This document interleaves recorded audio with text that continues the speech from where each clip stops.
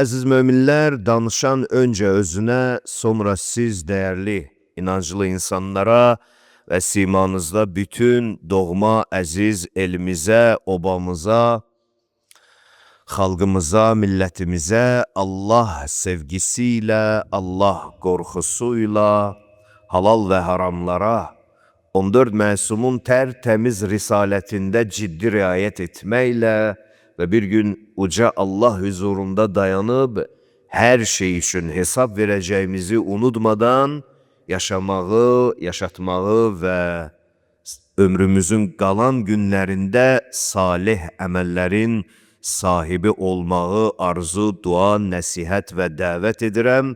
Böyük yaradan hər birimizi bu yolda sabit qədəm qərar versin. Çox şükür Allahın əzəmətinə, ömür vəfa etməklə bizə yeni cümədə görüşməyi nəsib elədi. Bu neyməti əlimizdən almasın inşallah. Ruhumuzun qidasıdır Əhl-i Beyt kəlmələri, dünya və axirətimizin səadət amilləridir bu mübarək cümlələr. Tək ki, danışan və dinləyənlər bütün bunlara əməl etmiş olaq, nə danışmaqla, nə dinləməklə qalmasın.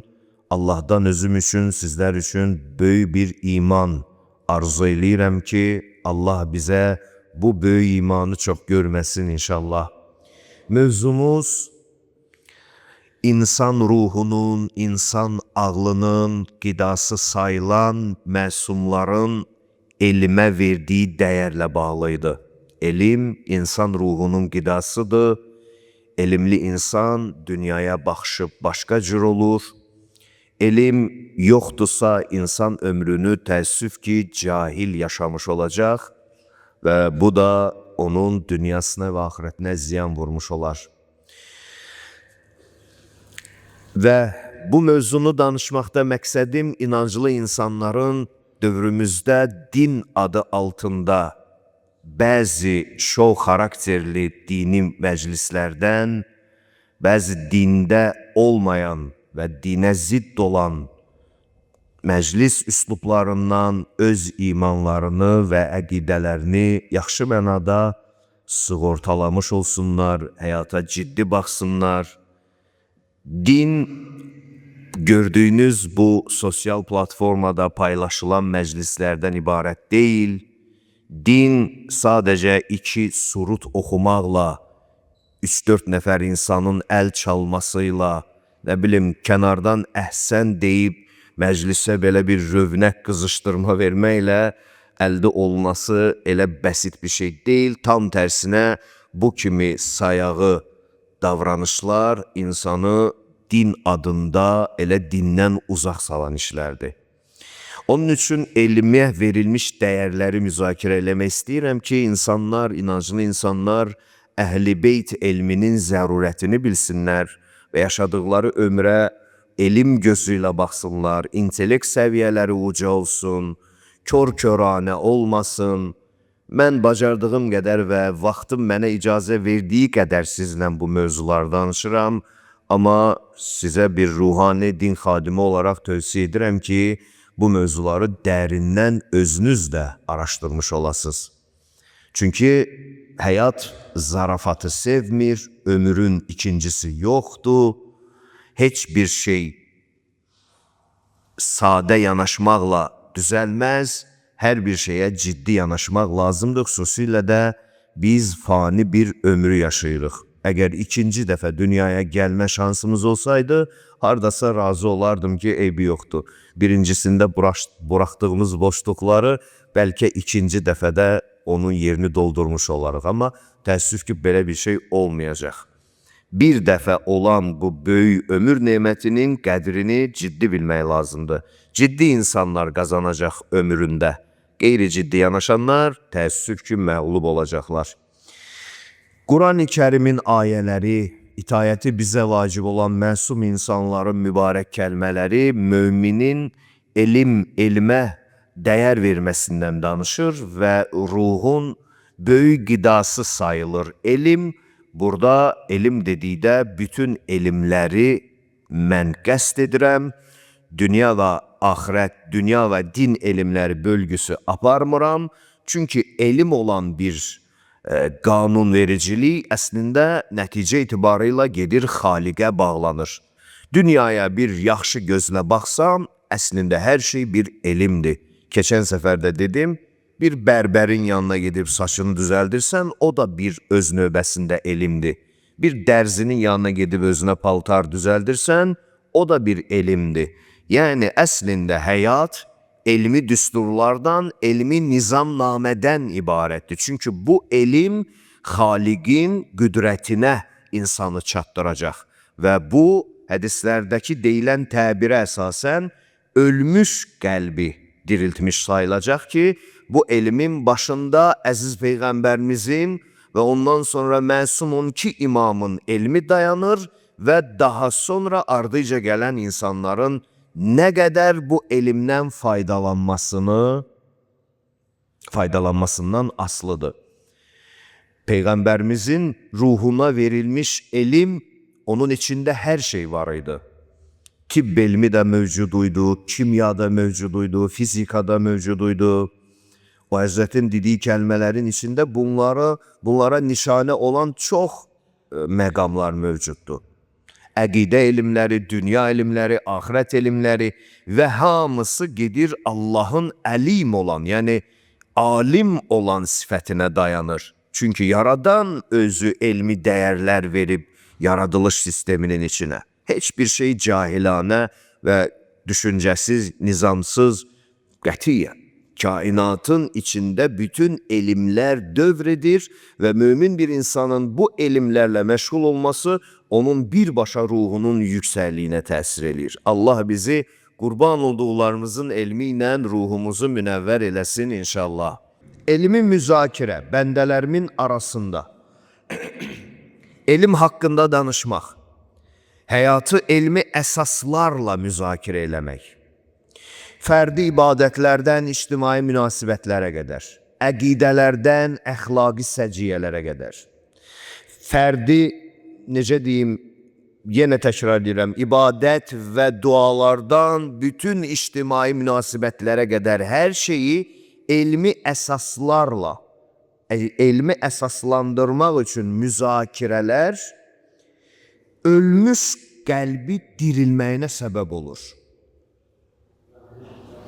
İza intəhu fihi ila əmri. Bax, sözün gözəl hissəsi, canı burasındadır.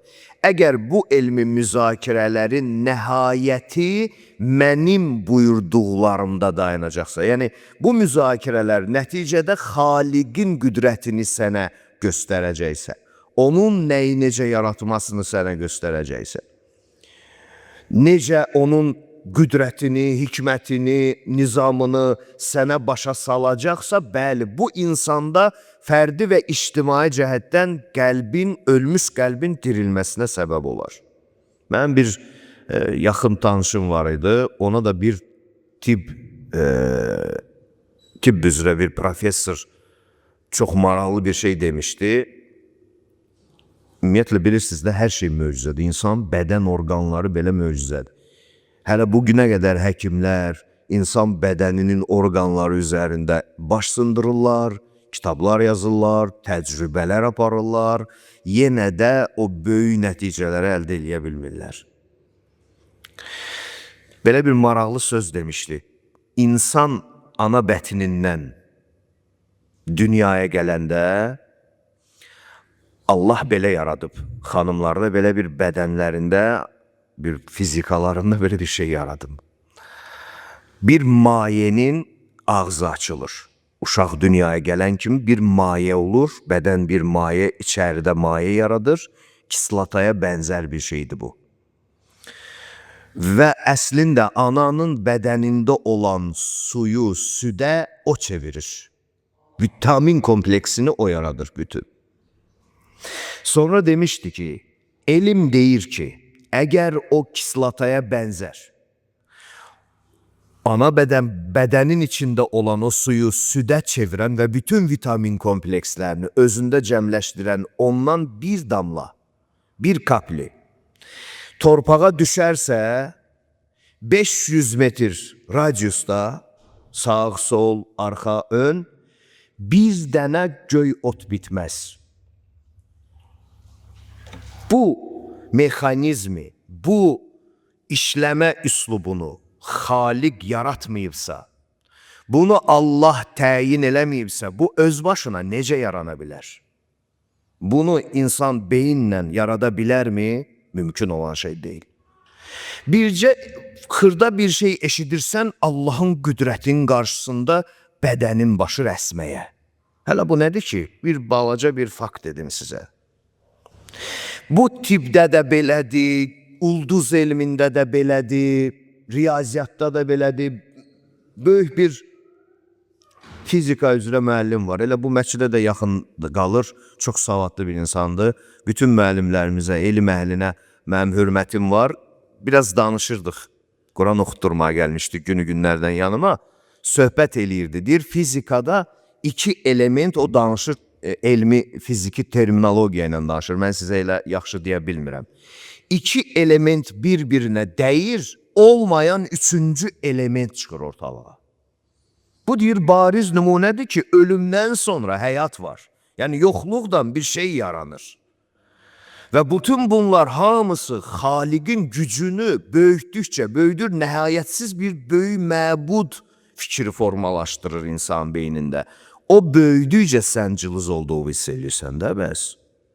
Bunu mahnı oxumaqla əldə eləmək olar. Nə qədər mahnı oxuyaq biz bu dində, din adına? Nə qədər? Nə qədər getdiyimiz ziyarətləri çəkib paylaşacağıq. Hər paylaşdığımız video materiallar bizə belə elmi məlumatlar ötürür. Ötürmür ki. Başqa bir din yaşayır indikilər. Əyləncə sevir bugünün dindarı. Vur çatlasın, çal oynasın, bəh, əhsən, əl çal, o bu, Allah da qəbul elədi. Və eləyər eləməz mənim işim oynan deyil. Amma hayıfdır ömrü və dini dəyərlərini bu cür sayağı şeylərlə aparmaq. Çox hayıfdır. Və belə olur ki, dini camiyəmizin ağıl səviyyəsi üz-üzdən iraq, sizə şamil eləmirəm. İstənilən göstəricidə deyil, intellekt səviyyəsi istənilən göstəricidə deyil, elmi səviyyəsi istənilən göstəricidə deyil. Yoxdur çünki ruhunu titrədən material yoxdur onun ibadətində, həyatında, gündəliyində. Allahdan özünüzə dərin, möhkəm elmlər istəyin, xüsusən də Əhl-i Beyt əleyhissalamın elmi. Bunlar hamısı Peyğəmbər və onun Əhl-i Beytinin elminin içində var. Var, oxusaz, dərindən geçsəz, inanın mənə görəcəksiniz və tapacaqsınız bunu. Bəli, nə deyir? Allah Peyğəmbəri buyurur ki, təzakürül elmi beynə ibadi. Bəndələrimin arasında elmi müzakirələr ölmüş qəlbi dirilməyinə səbəb olar. Bir şərtlə ki, onun nəhayəti Xaliqin əmrinə geçsin, çıxsın. Yəni, Allahın dediyinə, yaratdığına, nizamına gedib ora çıxmış olsun. Peyğəmbərimizin sözü ilə, başqa bir mübarək hədisi ilə davam edirik. Həzrət buyurur ki, İsa Peyğəmbərin həvariləri, yəni ona iman gətirənlər, sual verdilər ona ki, ey Allah Peyğəmbəri, kimdən oturaq duraq? Mən nocalis. Ya Ruhallah, mən nocalis. Ey Allah Peyğəmbəri, ey Allahın, ona məcaz mənada dillərdə Allahın ruhu. Axı o, bilirsiniz də, Həzrəti İsa'nın atası olmadan dünyaya müdür. Aləm budur, bax. Buna oturasan, fikirləşəsən ki, bu necə olur? Bu bütün elmə zidd olan başqa bir elmdir. Bu zahiri elmlərlə ölçülə bilməyən batini bir qüvvədir. Bu başqa bir şey. Kimdən oturaq duraq sual verirlər. Deyir ki, birinci onu gördüyünüz zaman Allahı sizə xatırladan insandan oturun durun. Onu görmək Xaliqi sizə xatırladır. İkincisi, onun məntiq və nitqi, sözü, danışığı, nitq qurması sizdə elm artıran insanlarla oturun durun. Bizim cəmiyyət bundan kasıbdır. Bizim cəmiyyətdə elm artıran insanları desən, vallahi ölçən yoxdur da bunu, mənim bu sözlərimi Bəlkə bu dünyada dərindən anlaya bilməz bəzi insanlar, amma elə bir aparat yoxdur ki, insanları oradan keçirdəsən, görəsən bunun canında elm var, yoxsa əyləncə var. Bu elmin sevən insandır, yoxsa boş-boş şeylərə həvəs qoymuş insan. Onun aparatı hələ ki yoxdur, çox təəssüf. Amma o tərəfdə var da, orada onu yaxşı keçirdəcəklər ki, elm əhli kimdir? Bu, boş bihudə əyləncələrlə din deyib yaşayan yazıq və zavallı təbəqə kimdir? Onu gördüyünüz zaman sizə Allahı xatırlatan, danışdığı və məntiqini eşitdiyiniz zaman içinizdə elmi dəyərləri ucaldan və bir də əməlləri, davranışları ilə, yaşadığı həyat xətti ilə, həyat keyfiyyəti ilə, gündəmi ilə ahirəti sizə göstərən insanlarla oturun, durun. Bunlarla əyləşin, durun. Bunlarla dostluq edin. Bunlarla bir məclisə gedin. Bunlarla nə bilim məclisinizə bunlar çağırın. Yoxsa dediyim kimi, bugün mən bu mövzunu onun üçün seçirəm, dostlar. Bir də təkrar edirəm. Xüsusilə də 12 imam şiyələrinə özünü nisbət verən bəzi yazıq təbəqələr, bəzi yazıq dindən və savaddan kənar olan insanlar. İşləri, güzləri əyləncədir. İşləri, güzləri oxumaqdır. İşləri, güzləri oxumaqdır. Hər gün bir dənə oxuyan çıxır, amma bir dənə dəyərli alim yoxdur. Çünki asaddır oxumaq. Amma elm çətin şeydir. Zəhmət istəyən şeydir. Axır zaman budur da, imamın sözü mənim elə yadımdan çıxmır. Hər gün təkrarlanır ki, gün gələcək bizimkilər bizim elmi tərk eləyəcək. Bizim elmi oxumaqdan əvəzinə yerinə şeirlər oturacaq, təranələr oturacaq, nəğmələr oturacaq. Oturub da qurban olum sənə. Ona görə namazın batinindən xəbəri yoxdur. Namazı ruhən qıla bilmir. Nə namaz, heç insan kimi formalaşa bilmir. Amma denən bir yerdə tort var, gör necə qaçacaq. Denən bir yerdə aş var üstündə qarası ilə, gör nə gələcək.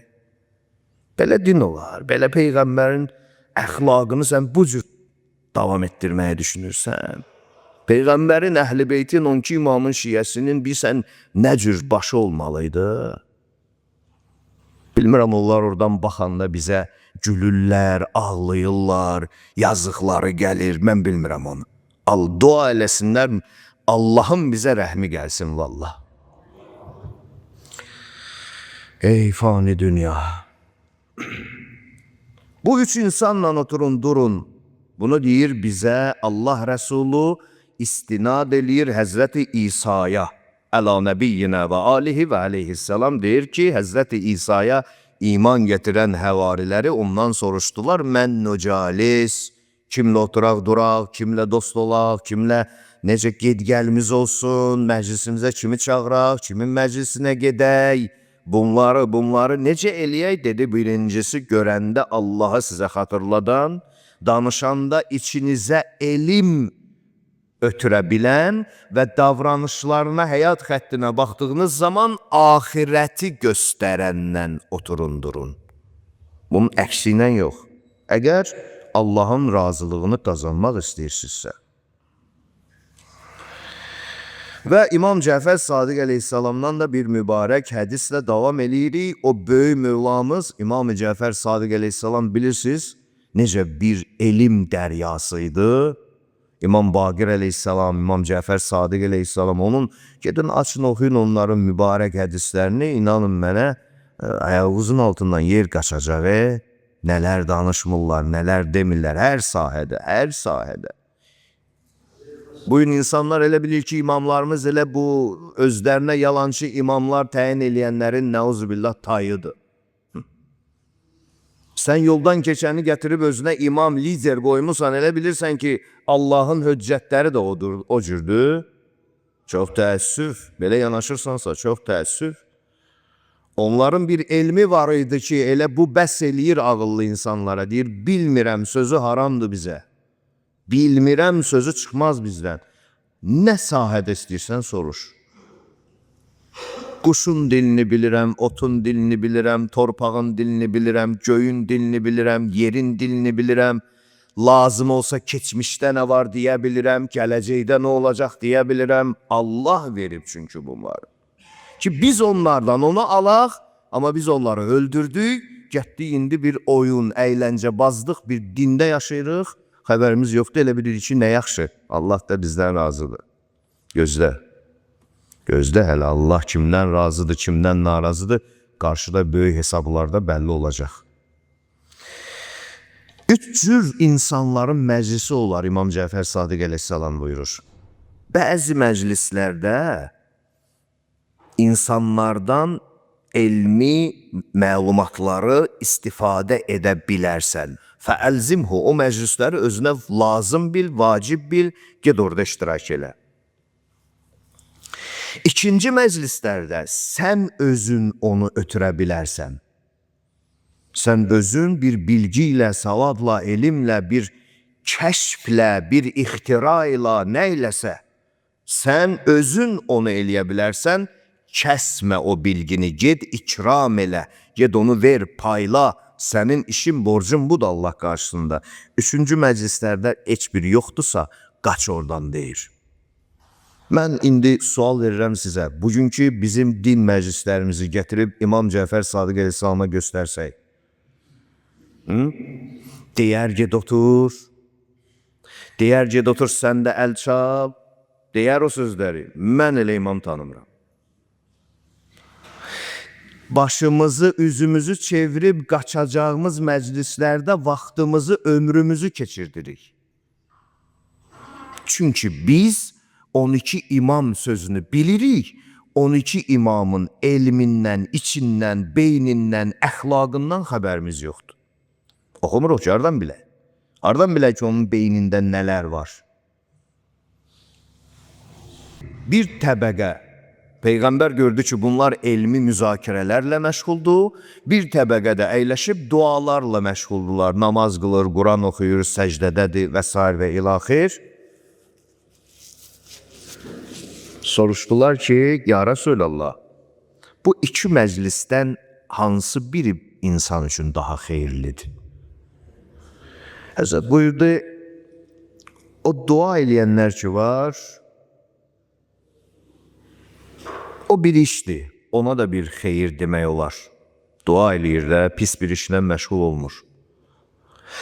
Amma bu biri tərəfdə elmlə məşğul olan, öz ağlını, beynini zəhmətə salıb, bir bilgi əldə eləmək, bildiyini əsaslandırmaq istəyən təbəqə ki var, bunlar dərin elm və fəqahət sahibidir. Bunlardır məhz cahilliyin qarşısını alanlar. O dua eləyənlər yox. Bunlardır cəhalətin kökünü kəsənlər. Ümmətin içində, insanların içində, cəmiyyət içində cahilliyin və cəhalətin kökünü kəsənlər məhz elm və fəqahət sahibi olanlardır. Və ardıca bilirsiniz nə dedi? Haulahu əfsəl.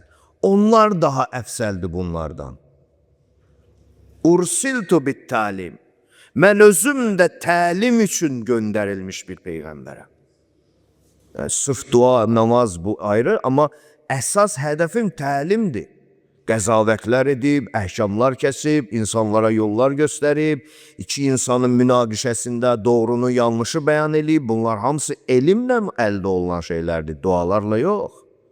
Dua sənin özünə qayıdan ruh terapiyası kimi bir şeydir, yəni namaz qılırsan, dua edirsən, Quran oxuyursan, öz egonda dövr edirsən sadəcə. Özünü rahatlayırsan. Amma elm, fəqahət, dərin bilgi, cahilliyin kökünü kəsmək bu özündən başqasına da günəş kimi faydalı olmaq deməkdir, əziz möminlər. Dininizi möhkəm yaşayın. Ağlınız gözünüzdə olmasın sadəcə. Gördünüzmü belədir, o dəqiqə bu belədir deməyin, onu düşünün. Biraz ağlınıza əziyyət verin, düşünsün qoy. Peyğəmbər bunu dedi, getdi oturdu onların yanında. Summa qa'də məhum. Hədis belə deyir. Bit təlimi ursiltu. Mən özüm elə təlim tərbiyə üçün göndərilmişəm. getdi oturdu o dəstənin yanında ki, onlar elmi müzakirələrlə məşğul idilər.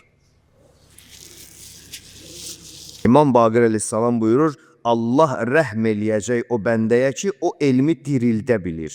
Dedilər ki, onun dirilməsi nədir? Həzrət buyurdu ki, onun dirilməsi elm sahibləri ilə elmi müzakirələr aparmaqdır. Onun dirilməsi odur. Allah o bəndəsini də böyük rəhm eləyəcək. Birinci hədisdə nə oxudum? Uca Allahın adından Peyğəmbərimiz bizə buyurdu, əgər elm gəlib mənim dediklərimə bağlanarsa, ölmüş qəlbi dirildər. Bu hər şeyə aid. Yəni, namaz qılırsınız deyənə kimya elmini dindən kənar saymaq olmaz. Elə kimya da ilahinin xilqətinin içində olan şey. Fizikanı, məsələm deyirəm, dindən kənar saymaq olmaz. Elə o da Allahın qüdrətinin nişanəsi. Sən oxumamısan, xəbərin yoxdur.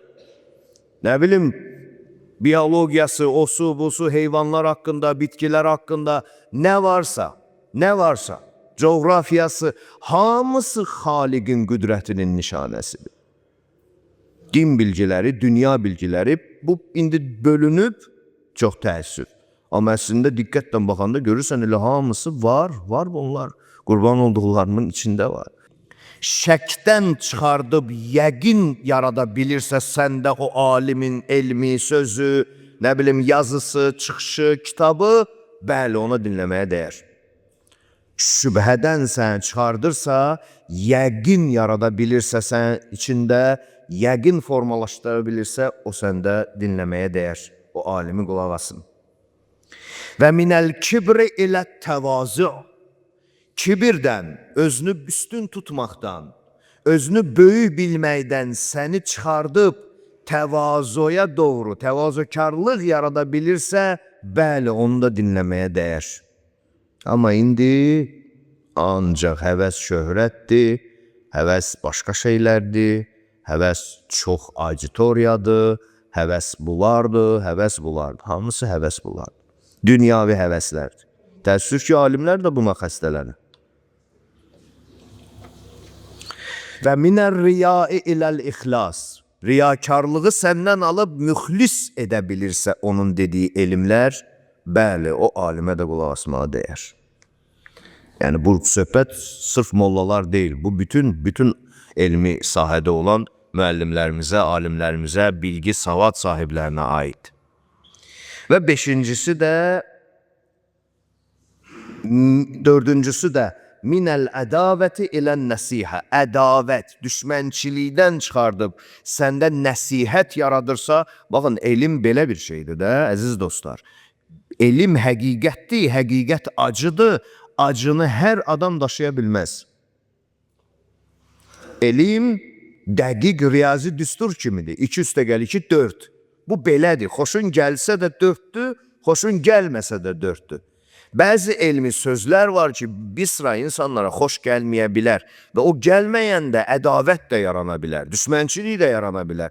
Bax, onu eləməyən, nəsihət olaraq qəbul edən, nəsihət olaraq ötürən insanlara qulaq asın və minər rəğbəti ilə zöhdi və o alimə dinləyin ki, onun elmi sizin dünyaya rəğbətinizi sizdən alar, sizi zahid yetişdirərsə əgər, belə bir alimin də sözünə qulaq asmaq olar və lazımdır. O alimlərin başında əziz Peyğəmbərimiz durur və 12 məsum imamımız durur və ondan sonra hər kəs onların mübarək cümlələri ilə doğru, dürüst tanış olub və insanlarla bölüşən böyük insanlar, səduqlar, kuleymilər və buna bənzər böyük şəxsiyyətlər durur. Allah dilimizi, ruhumuzu, məsumlarımızın elmi ilə münəvvər eləsin inşallah. İkinci mövzumuz elmsiz əməl etməyin qəbahət olması ilə bağlı olacaq. Yəni, istər bu fərdi ibadətlər olsun, namaz, dəstəmaz, həc, oruc, nə olur olsun. Əgər onun keyfiyyəti, forması, necəliyi elmə söykənmirsə, yəni elm deyəndə qurban olduqlarımın elmi sənədlərinə, sözlərinə əsaslanmırsa, o əməl məqbul deyil, o əməl insana səadət verməz, o əməl Allah istəyən deyil anlamındadır. Bunu çox diqqətlə yadınızda saxlayın, mən bu nöqtəni dəfələrlə demişəm. Bəzi insanlar deyir ki, namaz qılırsan, əsas olan namaz qılırsan, necə namaz qılırsan qıl. Yaxud oruç tutursan, əsas olan oruç tutursan, necə oruç tutursan tut. Həccə gedirsən, əsas olan Məkkədəsən, necə istəyirsən əməl. Bu çox cahil və çox yanlış bir yanaşmadır. Elə əsas olan iki əsasdan biri, əgər iş Allah üçün olmalıdır, bu bir əsasdırsa, Allah deyən kimi olmalıdır. Bu ondan daha mühüm əsasdır. Necə yəni, nə namaz qılırsan qıl? Allah hansı namazı deyib, ondan danış. Peyğəmbər sallallahu aleyhi və aleyhi və səlləm necə əxlaq və əqidədən danışıb, onun olmalıdır. Yəni, hər bir xırdadan böyüyə nə varsa insanın imanını formalaşdıran mütləq elmi əsasları var, hikmətləri var. Hər birinin izahları var, səbəbləri var. Boşuna deyil bütün dini hökmlər. Təəssüf ki, bizim bunlara bir cümədə vaxtımız yoxdur. O namaz qıldığımız zaman sağ ayağı sol ayağın üstündəki belə qoyuruq təşəhhüddə. Düzdürmü? Bir dəfə biri məndən soruşdu, danışırdıq bir yerdə, belə bir növ inanmayaraq dedi ki, hə, bəs bunun mənası nədir? Belə bir söz dedi belə ki, bunun mənası nədir? Hədis, əleyhissalamdan hədisi təqdim elədim. Dedim, Həzrət buyurur ki, sağı solun üstünə qoymaq haqqı batillə əzmək anlamındadır. Yəni, bu əslində simvolik bir hərəkət simvoldur, amma mənası ideyadır. Yəni, psixologiyadır, ötürür sənə. Bunu bu cür etməklə, yəni sən haqq tərəfdarı, düzgünlük tərəfdarı olaraq batilin əzilməsini, yanlışın əzilməsini sevən bir insan olduğun üçün bunu edirsən. Yəni, adicə bir davranışda, hərəkətin formasında da məna var. Əllərini qaldır bir mənası var, ruçya belə ged mənası var. Mən namazın misal olaraq vururam, amma bunu indi siz bütün həyat cədvəlinə hesablayın, həyat cədvəlinə. Ticarət, o, bu, nə varsa həyatınızda. Hamısının hökmləri var, hamısının izahları var və niyələri var, səbəbləri var.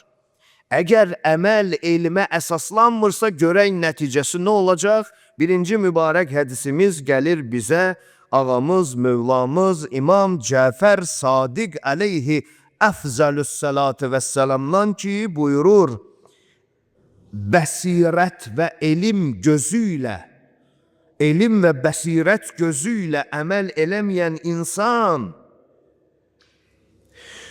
səfərə, yola düz getməyən insandır. Yəni, ünvana düz getməyən insandır. Ona bənzəyir.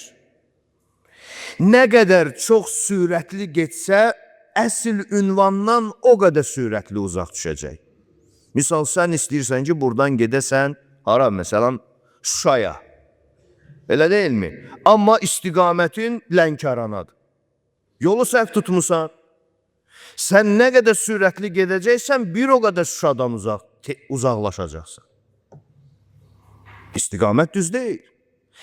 Elimsiz, əsassız əməl eləyən adamı imam o cür yolunu səhv gedən insana bənzədir. Elə bilirsən, yaxşıdır, elimsiz çox namaz qılıram. Əsası yoxdur, bu namaz necədir, bu oruc necədir? Mən yenə deyirəm, ha dostlar, bu namazdan, orucdan, xırda şeylərdən misal vururam ki, sonra çox inciməyəsiniz. Yaxud dinləyənlər sonra çox inciməsin. Amma siz namaz, oruc qədər düşünməyin. Siz bütün həyat qədər düşünün buradakı sözləri. Ticarətdən tutmuş, hər şeyə qədər düşünün. Bir işi ki görəndə onun elmi əsası ilahi höccətlə uyğunlaşmırsa, elə bil yol gedirsən, amma ünvandan kənar yol gedirsən. Hər artıq sürət səni öz ünvandan daha da uzaq salacaq. Bu da söhbəti axirətlə aranızda düşünə bilərsiniz. Başqa bir mübarək hədisi yenə Mövlamız bizə deyir. Allah Teala, İnnallaha azza və cəl, La yaqbalu amelen illa bi ma'rifetin. Allah mərifəti, keyfiyyətini, bilgisi olmadan bir əməli qəbul eləməz. Yəni bir insan bir şeylə məşğuldur, əməl edir, həyat yaşayır, namaz qılır, iş qurur, nəsə. Onun keyfiyyətinin mərifəti yoxdursa, o əməlin qəbul olunması da böyük sual altındadır. Qəbul eləməz. Yəni can, əməlin hərəkətlərində olan can, hərəkətlərin və keyfiyyətin elmi əsasındadır. Onu bildiyin zaman sənin əməlin qəbul olacaq. Düz etmiş olacaqsan. Və la mərifətə illa bi əməl. Əməl olmadan da mərifət yoxdur. Hər kim mərifət sahibi olsa, sahib olduğu mərifət potensialı, elədiyi davranışı, əməlin özünə dəlalət eləyəcək. Deyirəm də, bəzi insanlar qiyamət günü hesaba gələndə görəcək ki, namaz qılırmış, namaz qılan adamdır. Amma heç də o namaz o deyən deyilmiş. Nur yoxdur namazın tərkibində. Niyə? Çünki o deyən kimi eləməmisən ona görə. Bəzi insanlar görəcəksən ki, çox həccə gedirmiş, həcdə çox olurmuş. Amma o nur yoxdur onun əməlində. Niyə? Çünki o deyən keyfiyyətdə deyil axı. Hamısı belədir. Mən bir ikisini deyim, sən yüzünü hesabla. Çünki iman buyurur, innəl imanə bəzuhu min bəzin. Çünki iman elə bir şeydir ki, təbiiz xarakterinə malikdir. Yəni hissəlidir, cüzlüdür, birazdır. İmanın bir hissəsini əqidə əhatə eləyir, bir hissəsini əxlaq əhatə eləyir, bir hissəsini əməllər, davranışlar əhatə eləyir. Bunun üçünü də elm və keyfiyyət əhatə eləyir. Gözəl sözlərdir bunlar.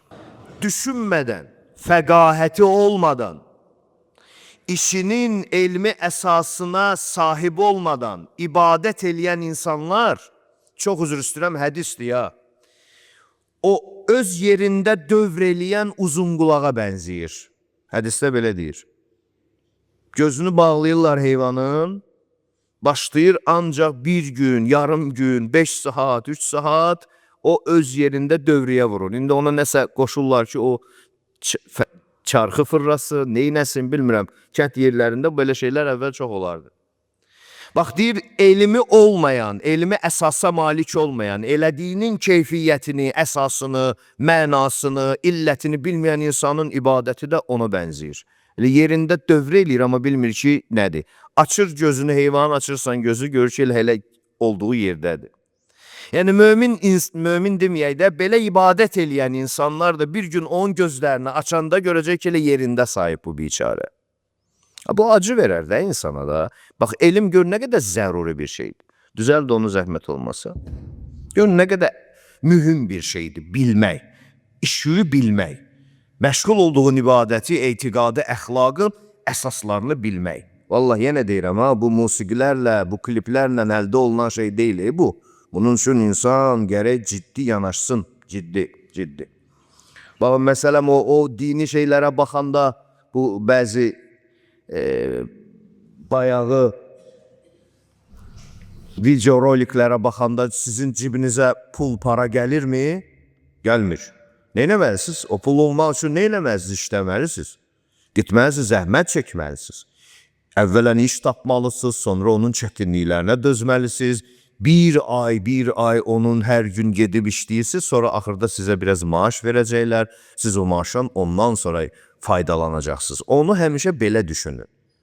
Dünya malına necə əyləncə ilə çatmaq olmursa, elmə də əyləncə dindarlıqla çatmaq olmaz heç vaxtı. Zəhmət çəkmək lazımdır. Mövlamız görün nə deyir? Buyurur ki, elmi dəyərlərinə sahib olan alim ruhiyyəli insanın 2 rəkət qıldığı namaz, cahil insanın 70 rəkət namazından üstündür. Çünki alim ruhiyyəyə malik olan insana fitnə qarşısına çıxanda öz elmi silahı ilə fitnədən çıxar. Amma cahil insan heç vaxtı gələrsən ki, gələr düşər onun içinə. elmlə əsaslanmış az əməl, elmi çox olaraq əməlin azlığı daha çoxdur, elmi az olaraq əməlin çoxluğundan. Və bütün bunlar hamısı Allaha aparan elmlərdən söhbət gedir. Allah Peyğəmbər, Ali Peyğəmbəri hörmətinə ruhumuzu Əhl-i Beytin bilgisi ilə, savadı ilə, o tərtəmiz beyni ilə bizim də ruhumuzu münəvvər eləsin inşallah.